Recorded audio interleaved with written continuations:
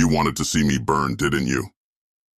You stood there with your matches, your gasoline, and your grin, watching, waiting.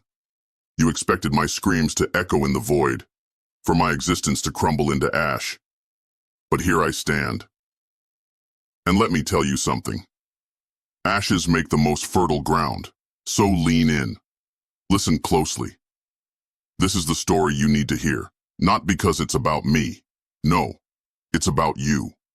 Because one day someone will try to light your fire, to snuff out your flame. And when that day comes, you'll remember this moment. The moment you realize that being burned was not the end. It was the beginning. It wasn't an inferno at first. It never is. The fire started small, almost imperceptible. Whispers behind my back. A deliberate cold shoulder here and there. The kind of things that make you second-guess yourself, that plant the seed of doubt. At first, I tried to extinguish it. I tried to reason, to play the peacemaker, to make myself smaller so I wouldn't offend anyone. But do you know what happens when you shrink yourself for others? They find new ways to set you ablaze. The whispers turn to shouts. The cold shoulders turn to locked doors. I was the problem, the scapegoat, the one they could blame for their own insecurities, their failures, their emptiness. They fed the fire with every insult, every betrayal, every moment of indifference. And I let them. For a while, I let them. You see, there's a moment in every person's life when the scales tip, when the pain becomes too much to bear, and something inside you snaps. For me, it was the day I realized that no amount of begging, pleading, or proving myself would ever be enough. I remember standing in that room, surrounded by people who pretended to care and feeling the heat of their judgment like a furnace. My voice cracked as I tried to explain myself one last time. But then it hit me. They weren't listening. They never had been. That was the day I stopped trying to extinguish the fire and decided to let it burn. At first, it was terrifying. Allowing the flames to consume me felt like surrender, like giving up.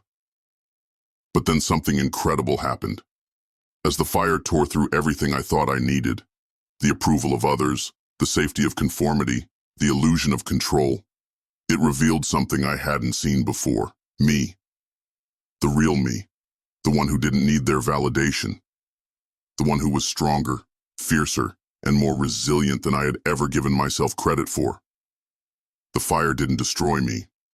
It forged me. It's funny, isn't it? How the very thing meant to break you becomes the source of your power. Once I realized that their opinions, their judgments, their cruelty, none of it defined me, I stopped giving them power. I stopped apologizing for who I was. I stopped explaining myself to people who had already made up their minds. And most importantly, I stopped waiting for someone to save me. My own advocate. My own champion. Reigning isn't about revenge. It's not about proving them wrong, though that's a nice bonus. It's about proving yourself right. It's about taking the ashes of what they tried to destroy and building something so magnificent, so undeniable, that it leaves them speechless. And let me tell you, that's exactly what I did. Brick by brick, I built a life that was mine. A life rooted in purpose, passion, and authenticity. I didn't wait for permission, didn't ask for approval. I just did it. And the best part? There's nothing they can do to take it away. Oh, they're still watching. Don't think for a second that they've forgotten. They're watching, waiting, hoping for me to stumble. But here's the thing about reigning. It's not about being perfect. It's about showing up day after day, no matter how hard it gets. So let them watch. Let them see the strength they tried to snuff out. Let them feel the weight of their failure every time they see me rise. Listen. Because at some point, they'll try to dim your light, to silence your voice, to break your spirit. And when that day comes, I want you to remember this. You are not the fire they set. You are the fire that rises. So let them watch. Let them wait. And when the time comes, let them see you reign. When I look back, I realize how much of my life I spent in shadows. Not because the light wasn't there, but because I chose not to step into it. I was afraid of what people would say, of what they would think. I let their opinions define me, Their expectations shaped me. I was living someone else's life and I didn't even know it. The fire changed all that. It burned away the lies I told myself, the excuses I made, the fears that held me back. It left me raw, exposed, vulnerable. And in that vulnerability, I found my strength.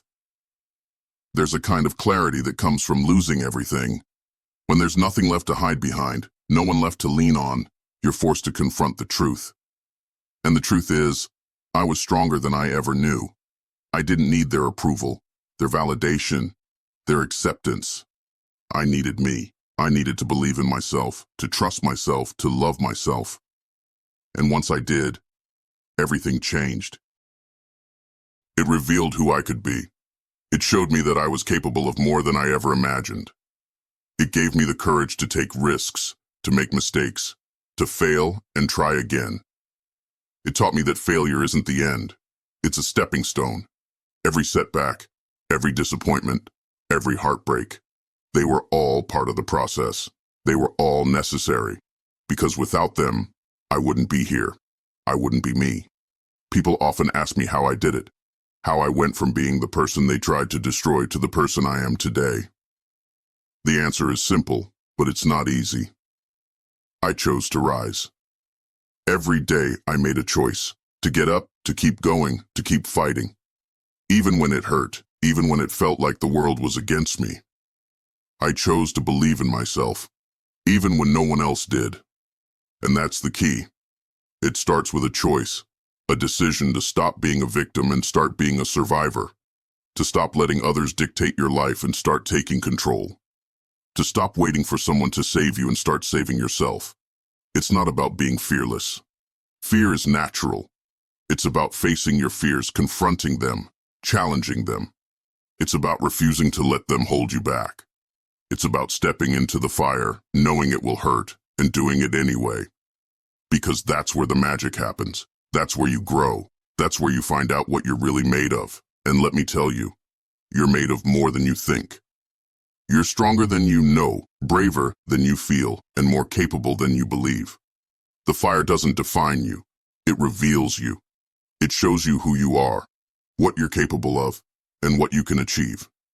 It's a gift even if it doesn't feel like it at the time. Because without the fire, you'll never know how brightly you can shine. So don't be afraid of the fire. Embrace it. Let it burn away the doubts, the fears, the insecurities. Let it forge you into the person you were always meant to be. Let it show you that you are not a victim, but a survivor. Not a follower, but a leader. Not a shadow, but a light. That's all. I'm out. By the way, if you want to level up in life, don't forget to show some love by hitting the like and subscribe button. Until next time.